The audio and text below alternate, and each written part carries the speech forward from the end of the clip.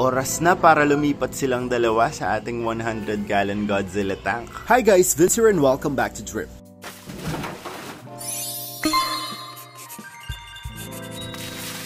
Since ina-out na nga natin tong ating 50-gallon tank, kailangan na natin ilipat yung dalawa nating angelfish dun sa ating 100-gallon Godzilla tank. Dati 6 sila, unfortunately sila na lang dalawa yung natira dun sa 6, hindi kinaya nung iba. Yung strain ng angelfish na to ay tinatawag na Pinoy Paraiba or Paraiba. Yun yung sabi ni Sir sa akin, and now ililipat na natin sila dun sa ating 100-gallon Godzilla tank. Done na po tayo mag-acclimate ng ating mga angelfish and now it's time na ilipat na sila dito sa ating 100-gallon Godzilla tank. Ibubuhos ko na lang sila dito sa ating 100-gallon Godzilla tank para makalipat na sila sa kanilang bagong bahay.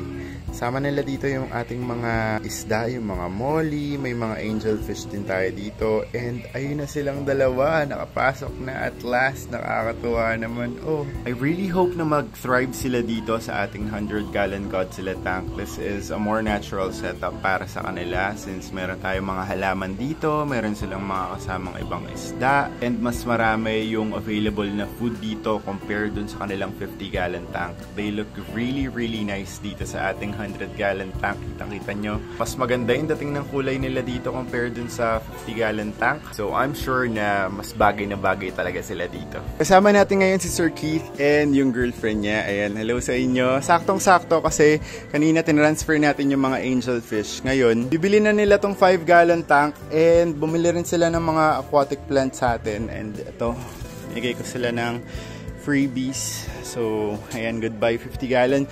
Sold na po yung 50-gallon tanks. Check out nyo po yung iba nating binibenta pa. A few more items to go. Nandyan ang ating mga 5-gallon tanks. Yung aquascape, itong buong rack na to. Itong isa pang rack na to na mas malaki. Meron pa tayo ditong 8 na beta tank. Kasama pa yung undersump na yun. Para sa mga naghahanap ng gliders, DM nyo ako. Baka may ma-recommend ako mabibilan nyo. Sana may kumuha na itong mga items na to para ma-setup na natin yung 100-gallon tank natin dito. Super excited ko na. If you guys are interested, all we need to do is send us a DM sa aming FB page. Same name lang po, Drip by Vinci. Abangan ko yung mga messages nyo. Bye!